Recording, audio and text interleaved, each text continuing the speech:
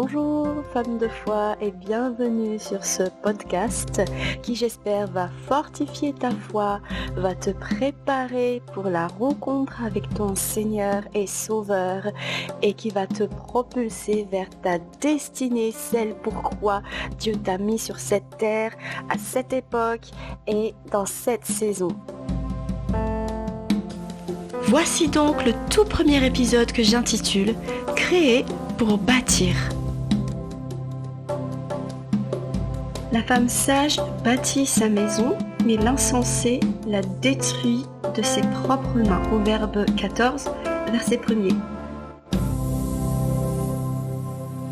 On peut prendre le passage « bâtir sa maison » dans un sens de construire ou d'établir sa famille ou son foyer. Et on peut aussi le prendre dans un sens figuré. Dans 1 Corinthiens chapitre 3, la Bible dit que nous sommes des maisons que Dieu édifie. Moi, quand je te regarde, ma sœur, je vois pas une maison, je vois une personne. Donc, dans un sens figuré, cela représente tous les domaines de ta vie spirituelle, ta vie professionnelle, ta vie d'étudiante, ta vie familiale, ta vie parentale, ta vie d'épouse, ta vie de veuvage si tu es veuve, ta vie de célibat, ta vie associative, ta vie citoyenne, tes amitiés, bref, tous les domaines de ta vie et toutes les saisons de ta vie.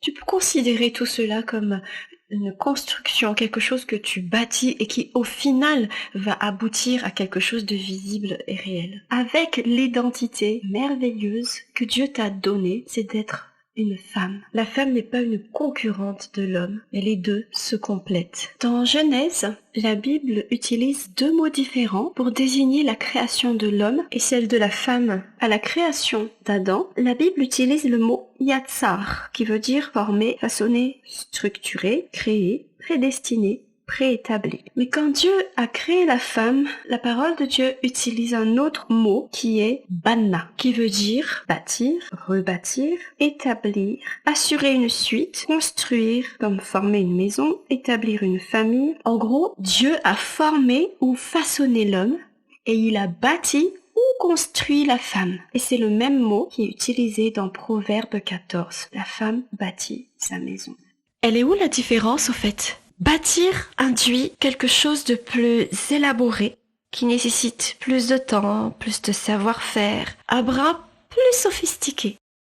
Je ne pense pas que le choix d'utiliser deux mots différents pour la création de l'homme et de la femme soit le fruit d'un pur hasard. Dieu a créé l'être humain homme et femme, puis il a sorti la femme de l'homme et il a continué sa construction, sa fabrication. Puis il l'a présenté à l'homme pour être son vis-à-vis, une aide semblable à lui, contre lui. Si on fait une traduction littérale. L'homme et la femme sont complémentaires. Il y a quelque chose qui manque à la femme et ça se trouve chez l'homme. Et il y a quelque chose qui manque à l'homme et ça se trouve chez la femme. D'ailleurs, c'était la conclusion de Paul quand il a parlé de la position et de l'autorité. L'homme ne va pas sans la femme et la femme ne va pas sans l'homme. Une complémentarité, une merveilleuse complémentarité. Quand Dieu a créé le monde, il a trouvé que tout était bon, sauf il n'est pas bon que l'homme soit seul. Et donc il a tiré la femme de l'homme et il a continué à la bâtir pour qu'elle devienne un être à part entière pour régler cette situation qu'il n'a pas trouvé bon. Sœur, quand Dieu t'a donné cette partie-là de ton identité qui est d'être une femme, il ne l'a pas fait par hasard. Il était intentionnel. Tu es créée femme pour bâtir, rebâtir, établir, assurer une suite, pour construire, pour rendre parfait une situation qu'il n'a pas trouvé bon. Même Adam l'a reconnu. Si on exagère sa réaction, c'est waouh, cette fois-ci Dieu t'a assuré, voici l'os de mes os, chair de ma chair. L'homme et la femme marchent côte à côte dans un foyer, dans une même direction, avec des rôles différents. Entre autres, la femme fait l'atmosphère de la maison. Quand la femme est bien, toute la maison est bien. Quand la femme n'est pas bien dans son cœur, toute la maison est en désordre. Je ne parle pas de l'ordre physique de la maison, mais de l'atmosphère de la maison. Sœur, quelle que soit ta situation actuelle, le cœur de Dieu, c'est que tu portes la vie autour de toi, que tu sois lumière, que tu sois saveur de Dieu, qu'à travers la vie qui est en toi, tu gagnes des âmes à Jésus, qu'ils puissent recevoir aussi le Saint-Esprit et que à leur tour, eux aussi, ils gagnent des âmes pour Jésus et ainsi de suite, de personne à personne, de génération en génération. Et voici le programme de Dieu. Éphésiens chapitre 2, versets 8, 9 et 10. Nous sommes sauvés par grâce, au moyen de la foi, non pas par les œuvres, afin que personne ne se glorifie. Car nous sommes son ouvrage, et nous avons été créés en Jésus-Christ pour de bonnes œuvres que Dieu a préparées d'avance, afin que nous les pratiquions. D'abord, Jésus nous sauve par la grâce. Et notre rôle, c'est de croire que c'est par grâce que nous sommes sauvés. Ensuite, il nous façonne. Nous sommes son ouvrage. Il nous bâtit. Il nous construit pour que nous pratiquions les bonnes œuvres qu'il a préparées d'avance. Encore une fois, c'est pas les œuvres d'abord, mais la foi d'abord. Et Dieu qui nous travaille d'abord. Ensuite, il nous appelle à œuvrer. Et pour ça, il nous donne des champs d'action. Nous-mêmes, nous sommes ouvrages de Dieu.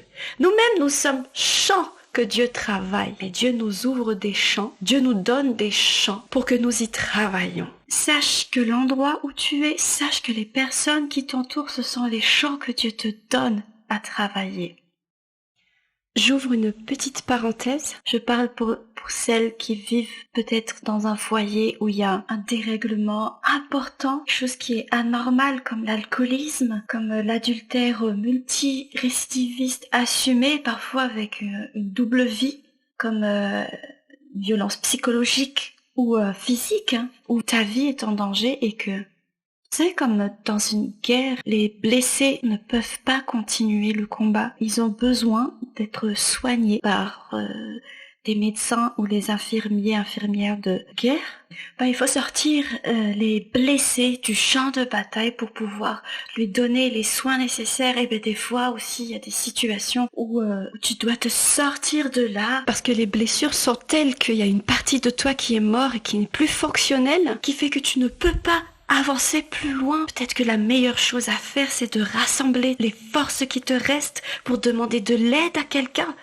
Ce n'est pas de l'abandon. Dieu ne t'en voudra pas. Bien au contraire, c'est un Père bienveillant qui veut te soigner, qui veut prendre soin de ses blessures pour te remettre sur pied afin que tu puisses continuer la course vers ta destinée, celle que Dieu a préparée d'avance.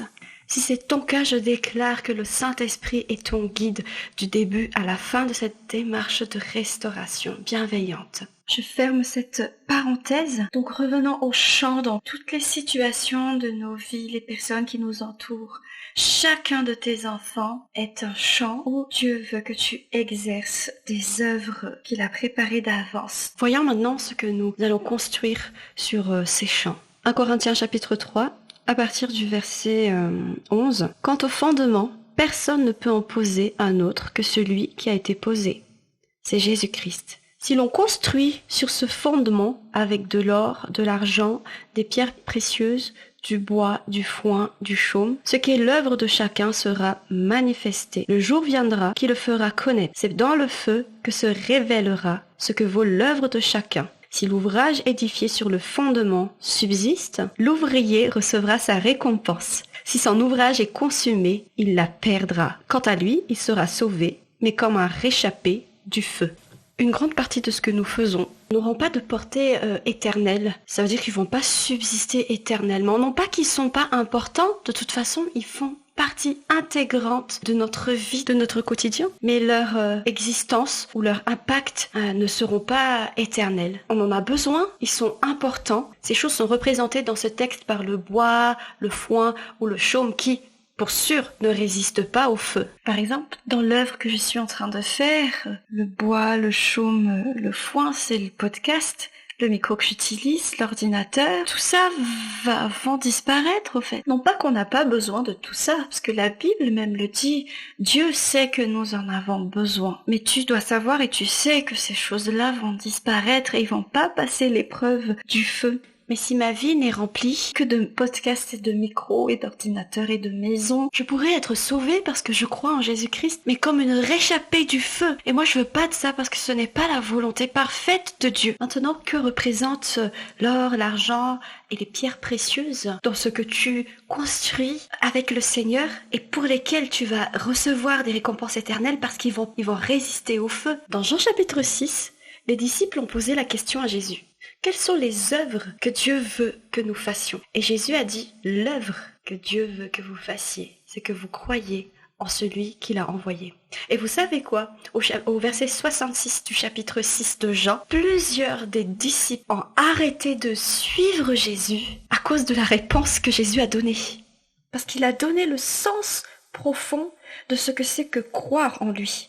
Verset 54. Celui qui mange ma chair et qui boit mon sang a la vie éternelle, et je le ressusciterai au dernier jour, car ma chair est vraiment une nourriture et mon sang est vraiment un breuvage. Les disciples qui ont posé la question ont commencé à murmurer et à se dire mais qui peut entendre ce genre de paroles? Qui est celui-ci qui prétend pouvoir nous donner sa chair et son sang à boire? Et donc ils ont arrêté de suivre Jésus, alors que Jésus était en train de leur donner la clé pour avoir des œuvres qui résistent au feu. Et voici la clé, mes sœurs. Ces choses sont des choses spirituelles. Et c'est uniquement par l'esprit qu'on peut connaître les choses spirituelles, et non avec une compréhension humaine ou charnelle. Ses disciples ont suivi Jésus parce que la veille, il a fait le miracle de la multiplication du pain. Et donc ils s'attendaient à ce que Jésus refasse encore la même chose. En gros, ils ont suivi Jésus pour avoir plus de foin, de paille et de bois. C'est spirituellement qu'on mange la chair de Jésus et qu'on boit son sang et qu'on a la vie éternelle. Ça se passe dans l'esprit, mais ça a des impacts dans la vie réelle. Parce que le sang de Jésus et la chair de Jésus sont nourriture et breuvage. Il y a des impacts dans la réalité. Je reprends, c'est spirituellement, c'est dans l'esprit que cela se passe, mais l'impact est réel et éternel. L'or, l'argent et la pierre précieuse, ce sont les choses qui ont des impacts éternels. C'est mon adoration, c'est ma louange, c'est mes prières, c'est mon cœur vis-à-vis de Dieu, c'est mon obéissance. C'est le cœur avec lequel je fais ce podcast. Ce n'est pas le podcast en lui-même, ce n'est pas ma prière à genoux, debout ou quoi que ce soit, c'est mon cœur dans la prière, c'est mon cœur dans l'adoration. C'est pas les belles paroles que je sors de ma bouche, mais mon cœur dans l'adoration. Ce sont les choses que l'œil ne voit pas, mais que Dieu voit et qui ont des portées éternelles dans ma vie et dans la vie de ceux qui m'entourent. La Bible dit que tu es le temple du Saint-Esprit. C'est là que commence ta force. L'Esprit de Dieu cherche une maison, ma sœur. L'Esprit de Dieu cherche une maison où habiter.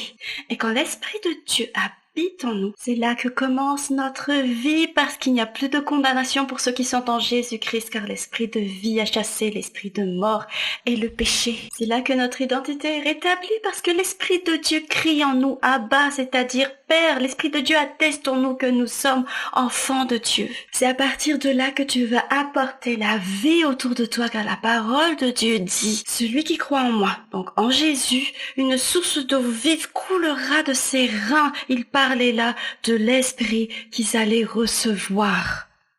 Bon, allez, on va simplifier les choses.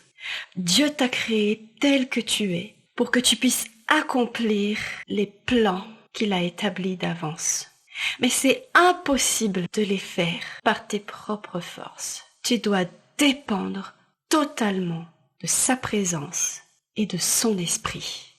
Nous sommes saints parce qu'il est saint et Jésus se sanctifie pour nous. La femme insensée, la femme folle détruit sa maison de ses propres mains. C'est ce qu'on a lu dans Proverbe 14, verset 1er. On ne peut pas détruire quelque chose qui n'a pas été construit. De même, la parole de Dieu qu'on a lu aussi par rapport au Saint-Esprit, c'est que celui qui détruit le temple du Saint-Esprit, la maison du Saint-Esprit, Dieu va lui-même le détruire. Alors que Dieu construit quelque chose en nous, on peut, dans la folie, détruire ce que Dieu est en train de construire ou détruire nous-mêmes ce que nous avons déjà construit. Et cela arrive quand on arrête de dépendre du Saint-Esprit. Et quand on ne dépend pas de l'Esprit, c'est qu'on dépend de la chair. Il n'y a pas d'entre-deux. C'est soit l'un, soit l'autre. Je m'adresse à celle d'entre nous, donc moi y compris, qui a mal fait les choses hier, qui n'a pas compris beaucoup de choses hier, qui a été une femme insensée, qui se dit peut-être que waouh, c'est trop, j'y arrive pas. Vous savez, il y a une parole dans Tite chapitre 3. Il nous a sauvés non pas à cause des œuvres de justice que nous aurions accomplies, mais en vertu de sa miséricorde, au moyen de la purification qui régénère et du renouveau produit par le Saint-Esprit que Jésus-Christ notre Sauveur a répandu sur nous avec abondance. Jésus déverse en nous avec abondance le Saint-Esprit, ce Saint-Esprit qui veut habiter en nous et qui habite en nous. Il nous purifie, nous sommes purifiés par la présence du Saint-Esprit de Dieu en nous. Il nous régénère et il nous renouvelle. Tout ce qu'il faut, c'est de reconnaître et de s'humilier devant Dieu. Et qu'on se dise, ok Seigneur, j'ai mal fait, pardonne-moi. Et dès l'instant où tu reconnais que tu as mal fait les choses, il dit, ok, on reprend tout dès le début. Et on y va, on continue. L'Esprit de Dieu qui est déversé en abondance, pas un tout petit peu, mais en abondance, en toi, te rend libre, libre de marcher sur le chemin que Dieu a tracé pour toi, libre d'accomplir les bonnes œuvres que Dieu a prévues pour toi, libre d'influencer ton entourage, libre de porter le fruit de l'esprit autour de toi et de transformer, de changer, d'impacter la vie de tes enfants, de ton mari, la vie de ton entourage, de changer l'atmosphère parce que tu portes l'Esprit de Dieu. La Bible dit que ceux qui vivent selon la chair suivent l'impulsion de la chair, mais ceux qui vivent selon l'Esprit suivent l'impulsion de l'Esprit. Vivre, ça veut dire agir, travailler, dormir, manger, faire des actions, vivre au quotidien en fait. La Bible mentionne deux différents types de chrétiens, des chrétiens charnels et des chrétiens spirituels. Les chrétiens charnels, ce sont des enfants spirituels et cela ne dépend pas des nombres d'années de conversion. Ce sont les chrétiens qui marchent par la chair, même si ça fait 10 milliards d'années qu'ils sont chrétiens. Et c'est caractérisé par du commérage, de la jalousie, des dissensions, la colère, la rébellion, entre autres. Et pourtant, ce sont des chrétiens qui ont donné leur vie à Jésus, qui croient au Seigneur, mais sont dans cette phase de basculement permanent, on va dire, entre marcher selon la chair et marcher selon l'esprit. Un coup, je suis dans l'esprit, un coup, je suis dans la chair. La clé, c'est la présence de Dieu.